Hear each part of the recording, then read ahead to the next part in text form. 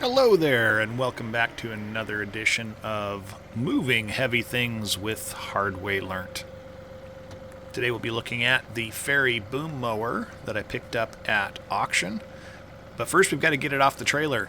And what I'm finding is my little John Deere 2038R, as useful as it's been over the last couple of years, does not have the power needed to pick this guy up. Along with the Ferri boom mower that you see front and center there, I also picked up a set of forklift forks with skid steer quick attach. They're strapped to my bucket right now because this is a John Deere and it does not have a skid steer front end. On my way home from the auction, I stopped at the John Deere dealer and they actually found a John Deere that fits this to a skid steer quick attach adapter plate. And I was able to order that. It's coming from Linden. But at this point, I don't have the ability to attach these forks to anything. So they're kind of just sitting there at the moment.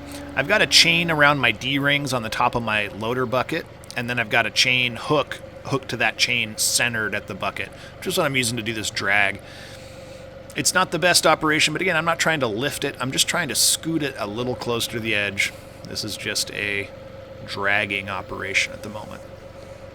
All in the same auction, I was able to pick up these forklift forks, the Ferri boom mower, the grapple that's behind the boom mower, and I also picked up another item which I'll do a video on later, so watch for that. It's kind of a special little piece.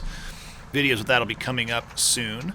But my neighbor from across the road, bless him, he came over with his skid steer, and we actually used those forklift forks and picked this mower up off the trailer. And I moved it a couple times at this point using forklift forks and the Kubota. And as you can see, my Kubota bucket's sitting behind it. And now it's been a couple weeks. This thing sat here. And I need my Kubota bucket because we have snow coming soon. And I need to be able to move some snow around. So I need to get this thing hooked up. I've also purchased this new stabilizing arm because I put Pat's quick attach on my 3-point on the Kubota, which lengthens out the 3-point connection stabilizer arms just enough that the mower didn't sit level with the stabilizer arm for the top link that it came with. And it was just maxed out, so I needed about another 1.5 inches maybe to get the mower to level out. So I needed to buy this, and it took forever to come. So everything with tractor parts right now is so backlogged in manufacturing. When you order something, it typically takes a month or more. Now this part right here, this may be the only time that this part has yet appeared on YouTube. This is special. When I was considering buying this at the auction, they did not have any pictures of this part. This is actually called the Ferri Delta Bracket. As you can see, it kind of forms this triangular shape which stabilizes these heavy mowers, and it fits into your top link. This one's been cut down. It was cut down by whoever owned this mower before me because it comes like with a class 3 width for the top link, and nothing else on this is class 3. So they used probably a cutoff wheel and cut it, and you can kind of see at the top corner of where the cut is, it's kind of mashed. And so when I worked on this, I actually cut quite a bit more of sort of mashed material off there in order to get it to not interfere with the top link bracket. This needs to kind of shift up and down a little bit in order to keep the mower level. And there's some adjustment that happens that we're going to look at with the stabilizing arms. I needed to tie back the PTO. I'm not actually going to hook the PTO up in this video. I needed to tie it back so that I could keep it out of the way and keep it from hanging up on the ground as we move. So here I'm kind of adjusting the Pat's quick attach. Pat's quick attach has a crossbar that you can remove, but it kind of sets your width for the lower stabilizing arms of your 3-point. And you can see the 2 different attachment points. Those are class 2 attachment points for the lower stabilizing arms. And on the left of your screen, it's on a pivot. And The Pat's quick attach is just a little bit too big to easily slide in there. So, and I didn't know that when I was backing up here, but what I find is it's a little difficult. We'll see kind of how that plays out here in a moment. Little safety note for all you guys who are thinking about it. I have a new PTO shield coming for this PTO shaft. The end that attaches to the tractor, the shroud was cracked, so it needs that in order to be safer. PTO is still very, very dangerous, and I will not be running this or even attaching it without a shield on it.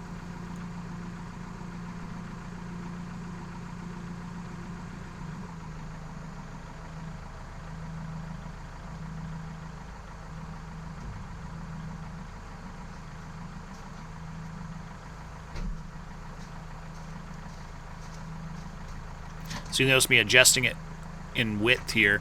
I did not have that cross piece in for the Pats, and I found that it wasn't quite lining up left to right, so I went and grabbed it and put it in. The problem with it is it's going to interfere with these lower stabilizing arms that are on the delta bracket, and so while it helped at one point, I had to pull it back out in order to lift the machine, which we'll see in a minute here. So I also needed to adjust the length of that top link in order to get the delta bracket to fit into my top link bracket. Notice there, attached to my top link bracket, there's a little piece of lighter gray bar stock. And I actually had to have this made in order to give me enough of a offset so that that delta bracket doesn't impact sort of the back of the tractor right below the hydraulic fluid fill port. There are a lot of different points in this setup that do not have very good clearance. You can see the lifter arms for the 3-point are very close to the cross bolt from the delta bracket. At several points you'll be able to see that. And I actually had to trim off the end of one of the bolts, the large bolt on the delta bracket, because it was interfering with the bolts that hold the lifter arms.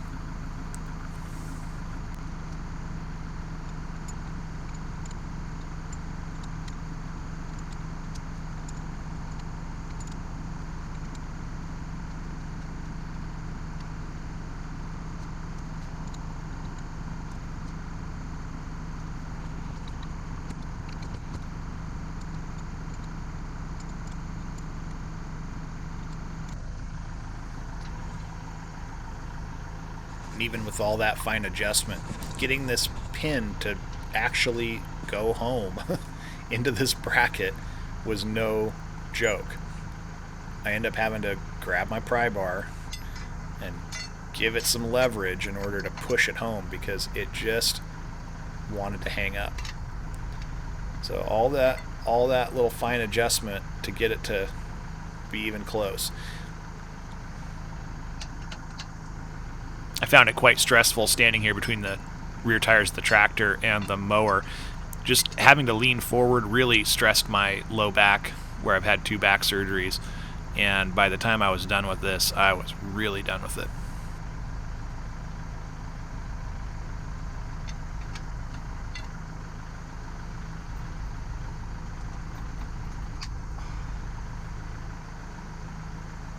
When I finally heard that click into place, seat home, you could hear me breathe a sigh of relief. That was difficult to get to seat. Now you can see how the Pat's crossbar there, that orange bar, interferes with those stabilizing arms, and I'm only now figuring it out that it's not going to lift because it's interfering, so I've got to get back there and pull that out now. The Pat's quick attach at the left side of the screen is also, or the bottom of the screen I guess, is also giving me difficulty. It doesn't want to seat home because that swing arm kind of impinges on the bottom of the Pat's quick attach, so it needs some persuading here. A lot of times my videos are not intended to be how-to videos, and this is an example. This is an example of me working it out. I've got a Pat's quick attach, I've got this delta bracket from Ferri, I've got a mower from Ferri. These are not necessarily all made to work together, but I'm trying to make what I've got and what I was able to piece together work. And this is what this channel is really all about.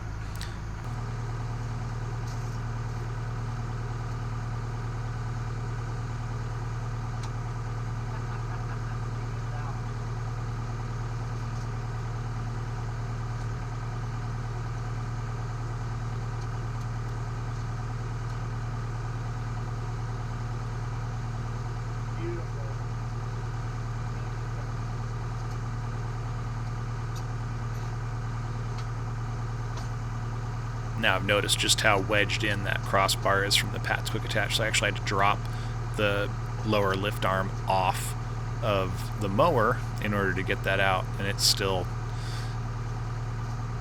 got to swing out of the way in order to get it out.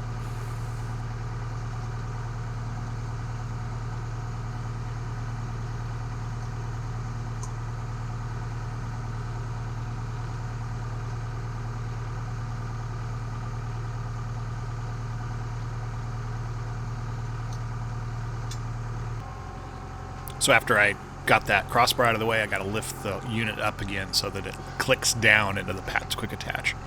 Then I can lock them off. Just making sure it's clicked in.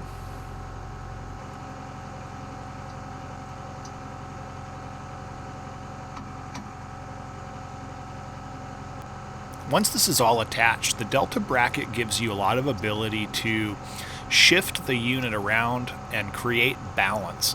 And so what I'm doing here is I'm making an adjustment to some of these stabilizing arms to put the whole Delta bracket and the mower into the right position to balance. Your lower lift arms actually have a lot of left-right movement, and by adjusting the stabilizing arms, you're able to get everything to situate in a way that balances this unit. This is an extremely heavy unit. I think it's like, with all the oil, it's like 1,300 pounds. You get this hanging off the side because it reaches out almost 15 feet. There's a lot of lateral stress put onto the 3-point. As I get everything locked down on the stabilizing arms for the Delta bracket, I do notice that the Delta bracket, where that cutaway was done, it needs a little bit more trimming because it is kind of making contact with the 3-point top link bracket on the Kubota. So that's going to get a little bit more material trimmed off where it was kind of smashing that corner. I'll see if I can find a good shot of that here in a moment. Here I'm lengthening the top link out. This was the issue why I had to buy this new top link, because the one that was on here didn't give me enough throw to lengthen it out to actually level the machine. Because this arm comes off the side and there's no adjustment that rotates the cutting head, the only way that you can get the cutting head to be level with the ground is by adjusting this top link and your stabilizing arms to get the whole unit level with the tractor's wheelbase from front to back.